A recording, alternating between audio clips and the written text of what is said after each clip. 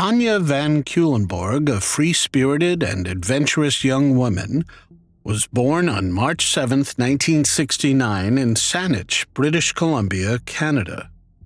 Growing up, she exhibited a rebellious streak, as evidenced by her audacious act of wearing a man's tuxedo to her high school prom.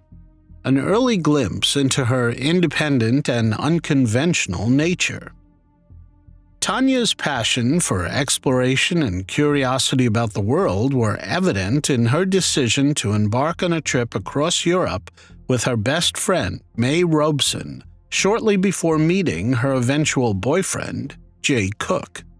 This experience left a lasting impression on her, shaping her desire to continue traveling and avoiding commitments that might tie her down. Despite her inclination toward a nomadic lifestyle, Tanya was not without responsibility. To fund her adventures, she worked part-time as both a dog walker and a waitress at Pickwick's, a British-themed restaurant in Vancouver City. Her decision to skip college and work towards her goal of traveling reflected her determination to chart her own path. Born on December 16, 1966, J. Roland Cook hailed from Saanich, British Columbia. By the time 1987 rolled around, Jay, at 20 years old, was grappling with a sense of directionlessness. Uncertain about his future, he faced the pressures of adulthood without a clear vision of his goals. Raised in a family with a strong work ethic instilled by his father Gordon, Jay, along with his two sisters, contributed to the family business, Cook and Talbot Limited Heating Specialists, a small family-run company specializing in furnace installations.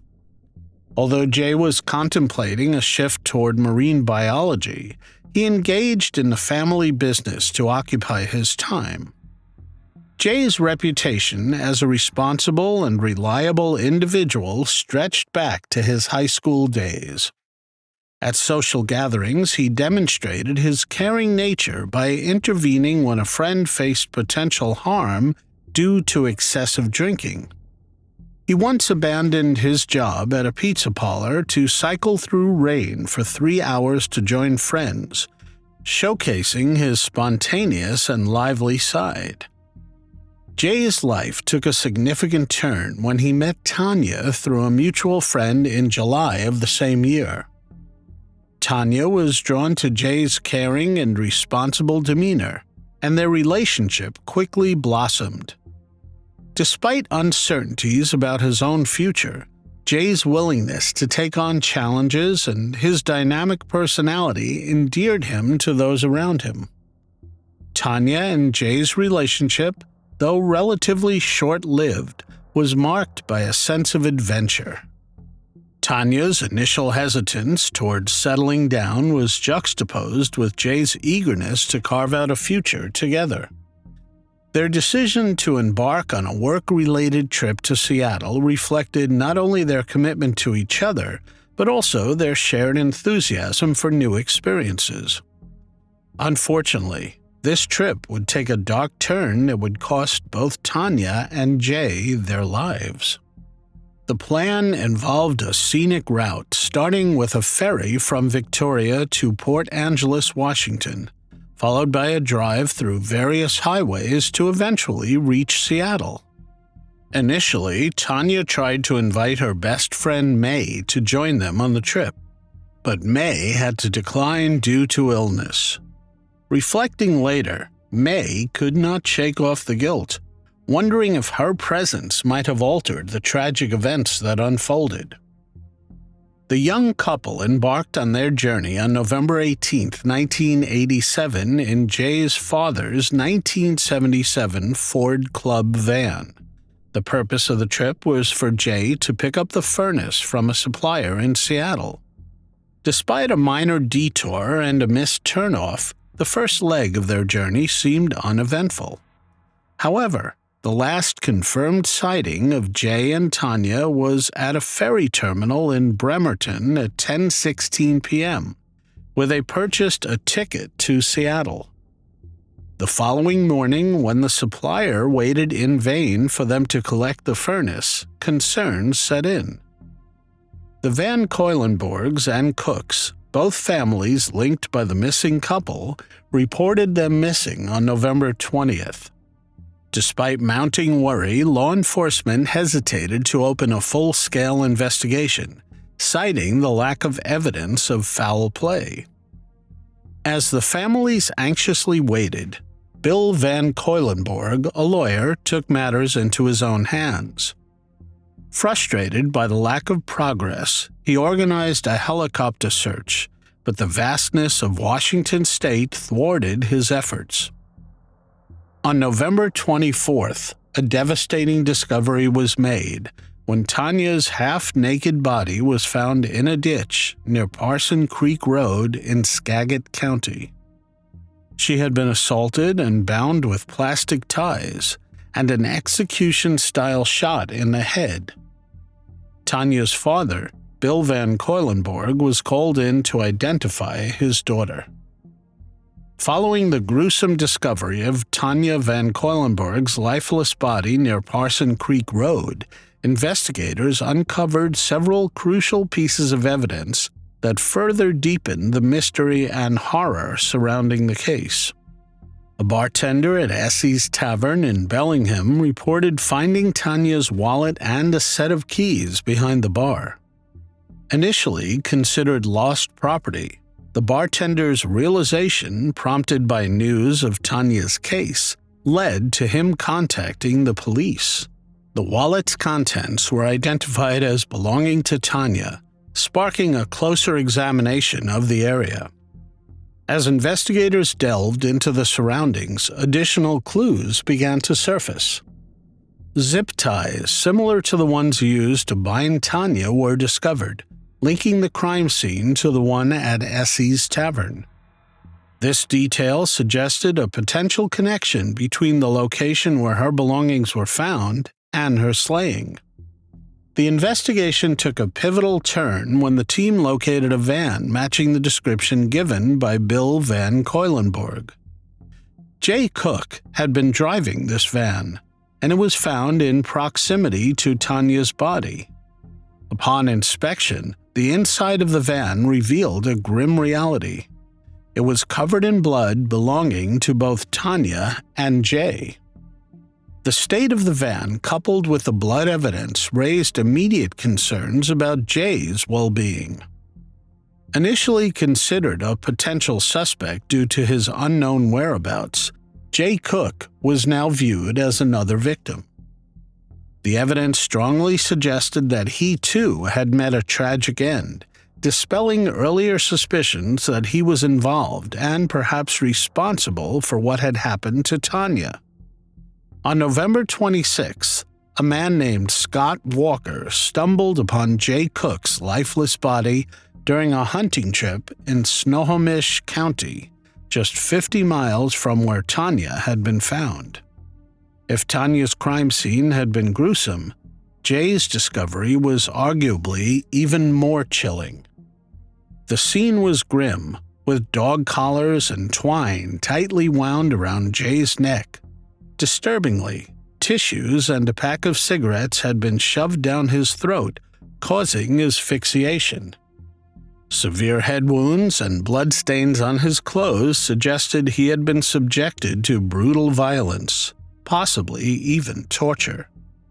The timeline of events surrounding Jay's end became a critical aspect of the investigation. Given that the couple's van was found closer to Tanya's body than to Jay's, it was reasoned that Jay's life might have been taken first. The disturbing implication was that the perpetrator might have eliminated Jay to facilitate the assault on Tanya without any hindrance. The grisly details of Jay's demise painted a horrifying picture, leaving investigators grappling with the enormity of the crimes committed against the young couple. As law enforcement worked tirelessly to piece together the sequence of events, the haunting question of who was responsible for such brutal acts loomed large. While Jay's discovery provided some closure to his family, it intensified the urgency of solving the case. With both victims now confirmed to not be alive anymore, the focus shifted to unraveling the identity of the perpetrator responsible. In the aftermath of the brutal slayings of Tanya van Cuylenborg and Jay Cook, their families faced a new wave of torment in December 1987. An anonymous letter writer claiming to be the men responsible sent threatening letters to both families. As investigators delved into the letters, the anonymous writer was eventually eliminated as a suspect, leaving the families with more questions than answers.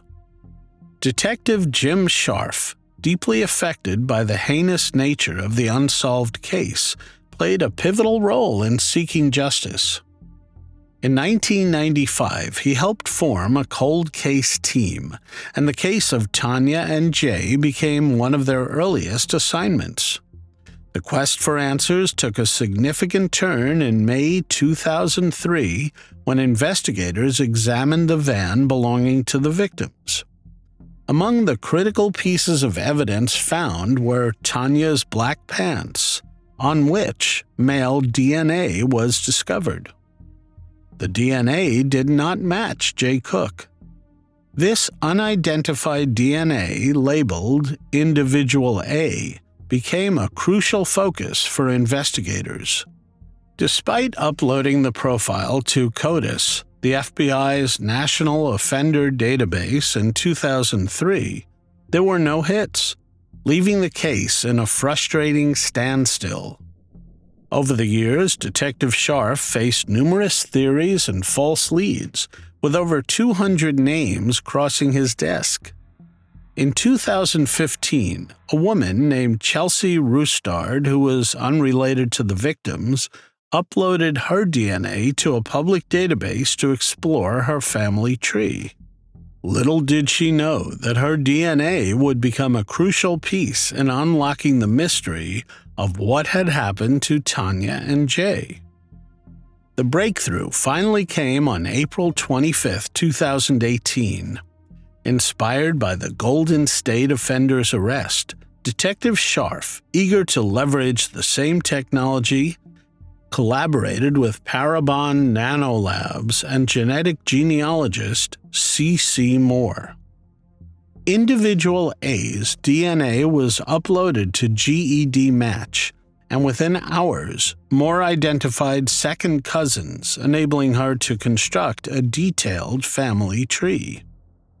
The name that came up was William Earl Talbot II.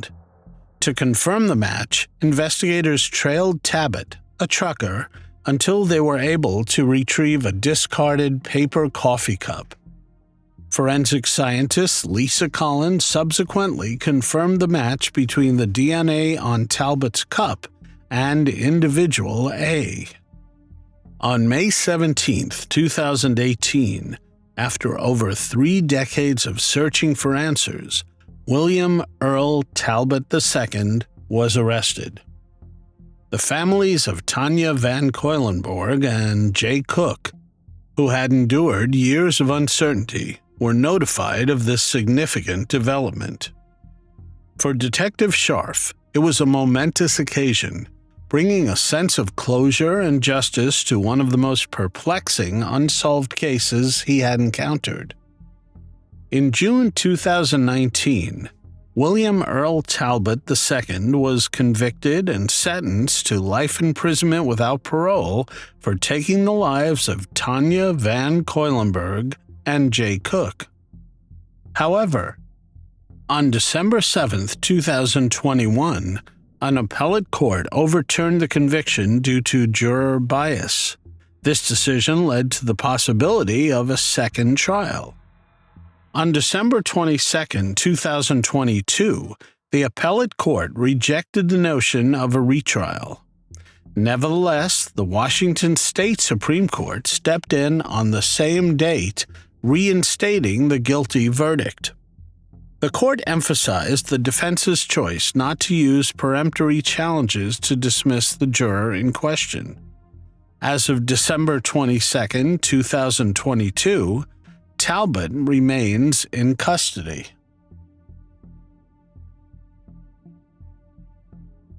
J.B. Beasley and Tracie Hawlett, two vivacious 17-year-olds from Dothan, Alabama, shared a profound friendship and promising aspirations that were tragically cut short on the fateful summer night of July 31, 1999. Born J.B. Hilton Green Beasley in the summer of 1982, J.B.'s name was a composite of her father, Hilton Lanier Beasley, and his friend, J.B. Green. In her early years, J.B. was characterized as a lively and rambunctious child, unafraid to engage and interact with those around her. As J.B. entered adolescence, she transformed into a beautiful and intelligent young woman. Popular at Northview High School in Dothan, she was not only a gifted dancer with aspirations of securing a dance scholarship for college, but also harbored dreams of becoming a pediatrician. Despite facing challenges, including a temporary falling out with her mother and a custody dispute, J.B. navigated her teenage years with resilience. Tracie Jean Hawlett was the oldest child in her family. Known for her caring nature, Tracie earned the nickname Dee Dee for often serving as the designated driver for her friends. Academically exceptional, she was a majorette at Northview High School, consistently making the presidential honor roll. Since the age of 3, Tracie harbored a steadfast dream of becoming a doctor, and she and a friend had already applied to Florida State University. Both young women shared a close bond that extended beyond their school activities. J.B. invited Tracie to a birthday party planned in her honor on the last Saturday before the start of her senior year. The tragic events of that night began when the girls, navigating in J.B.'s Mazda 929, got lost on the way to the party in Headland. Seeking directions in Ozark marked the beginning of an inexplicable and devastating series of events. The night of July 31, 1999, was an evening intended for a celebration as the two teenagers set out in J.B.'s car to attend a field party in Headland in honor of J.B.'s upcoming birthday. Their journey began at 10:05 p.m. as J.B. and Tracie embarked on the route to the neighboring town. Navigating the curvy back roads, they found themselves lost, ultimately ending up in Ozark, 20 miles north of Dothan. At 11:30 p.m., they stopped at a closed Big Little store in Ozark seeking directions. A woman and her daughter provided guidance, and Tracie used the payphone to inform her parents of their situation, expressing confidence that they would be home soon. Sadly, that call would be the last communication from the two girls. Tracie's mother, Carol Roberts, fell asleep, only to awaken at 4:45 a.m. to find no sign of the girls. Discovered crammed unceremoniously into the trunk of a car, the lifeless bodies of J.B. Beasley and Tracie Hawlett bore witness to the brutality of their execution-style slayings, each felled by a single 9mm gunshot to the head. Police ruled out robbery as a motive, given the untouched belongings in the car. The missing car keys, bearing the distinctive block-lettered keychain spelling "Hard to Get," became a significant puzzle piece. The investigation that ensued was marked by intensity and thoroughness, with law enforcement initially grappling with scant leads. The girls, fully clothed and covered in mud, displayed no clear signs of struggle, adding to the mystery surrounding their demise. Weeks later, a pivotal breakthrough emerged when the state lab revealed traces of male DNA on JB's bra, underwear, and skin, a crucial piece of DNA evidence that would later become the linchpin in solving the case. Despite initial leads leading nowhere, a twist occurred a month after the crime was committed. A man named Johnny Barentine came forward with a confession and claimed to have witnessed a black truck speeding away from the crime scene. Barentine lived in close proximity to where the bodies were found, and inconsistencies arose, casting doubt on his confession. A neighbor he implicated had an alibi, and the male DNA found at the crime scene did not match. Barentine soon found himself arrested as the prime suspect.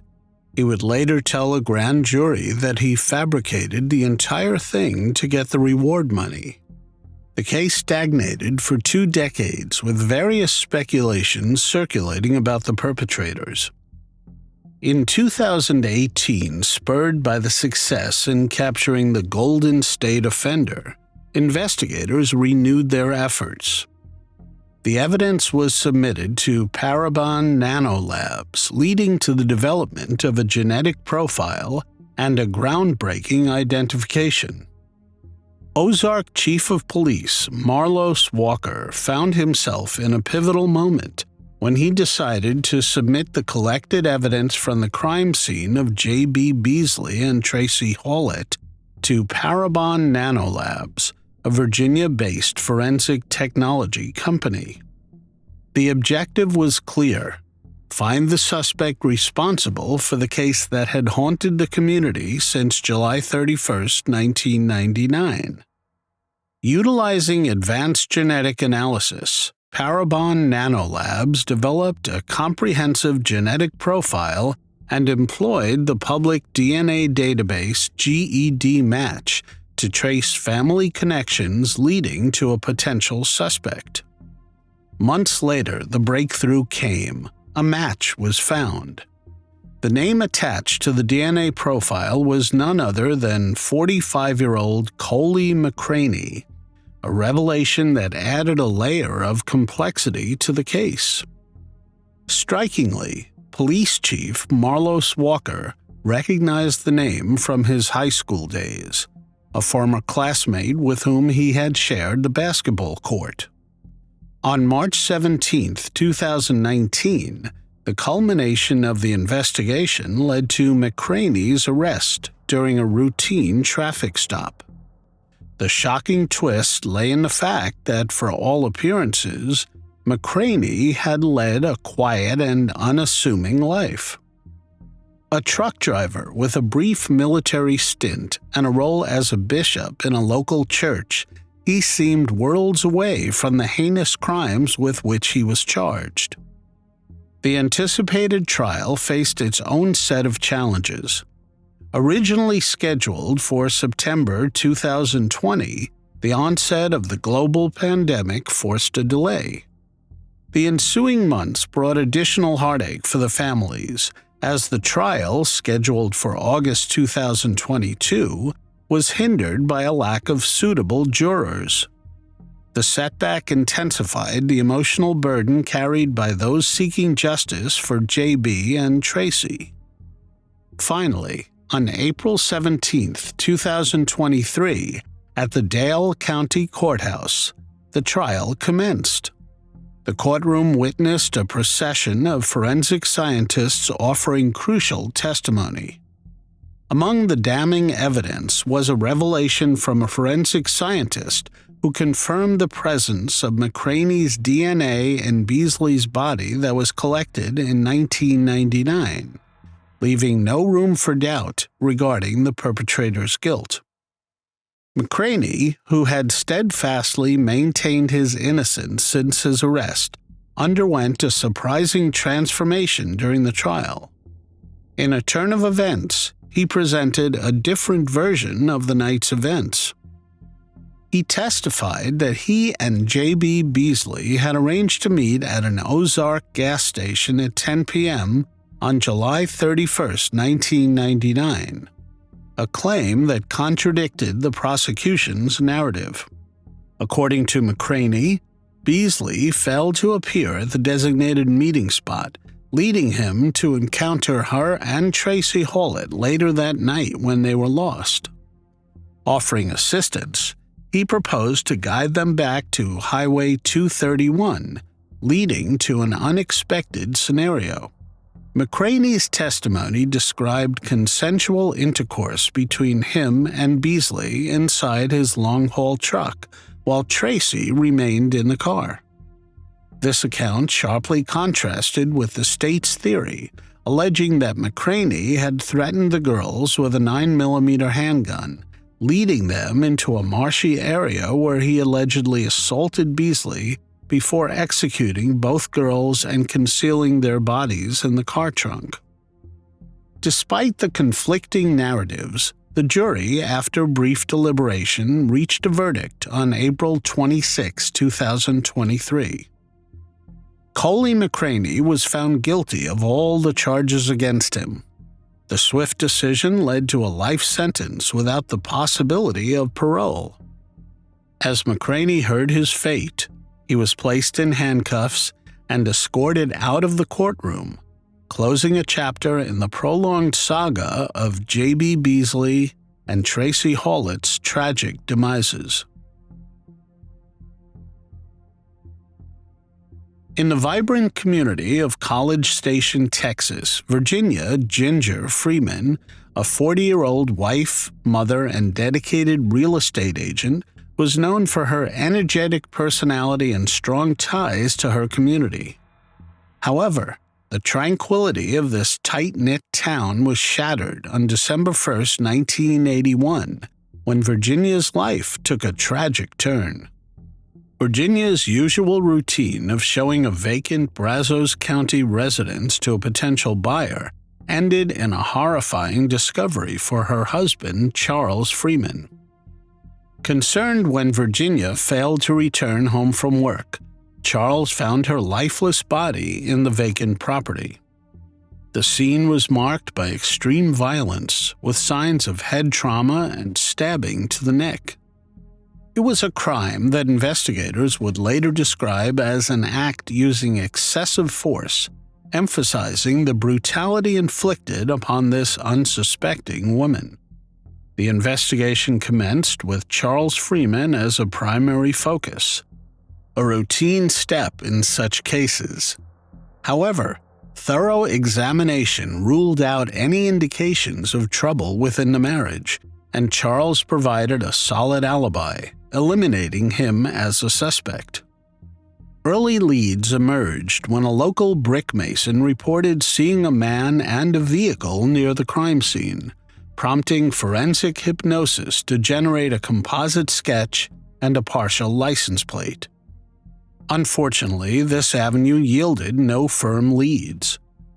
2 years passed with the case going cold until a potential connection to another case emerged. Henry Lee Lucas, already convicted of a slaying in Ringgold, Texas, about 250 miles away, shocked the court by claiming responsibility for numerous additional cold cases. Investigators, hoping for a breakthrough, showed Lucas a picture of Virginia, and he confessed to stabbing her in the neck. However, when Lucas failed to identify the crime scene, it became evident that this was a false confession, a desperate attempt to delay his fate.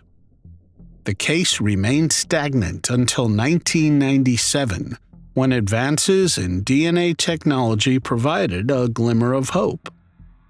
DNA found under Virginia's fingernails suggested a struggle, and the Brazos County Sheriff's Department, in collaboration with the Texas Rangers Cold Case Task Force, decided to reopen the investigation. Suspects were tested for DNA, including Charles Freeman, whose DNA did not match the evidence found. Despite initial setbacks, investigators honed in on James Otto Earhart, a former appliance repairman who 6 years after Virginia's slaying had been convicted of taking the life of a 9-year-old girl less than 10 miles away. The challenge lay in obtaining Earhart's DNA posthumously, as he had been executed in 1999. Through a meticulous process involving genealogy records and cooperation from Earhart's son, the team obtained permission to exhume his body in June 2018. The shocking state of Earhart's remains, exposed to the elements in a cardboard box, presented a formidable obstacle. Nevertheless, a DNA sample was successfully collected from a femur bone and analyzed. On August 30, 2019, the results conclusively matched the DNA profile from Virginia's fingernail clippings. James Otto Earhart was posthumously identified as the perpetrator, providing closure to a decades-old mystery.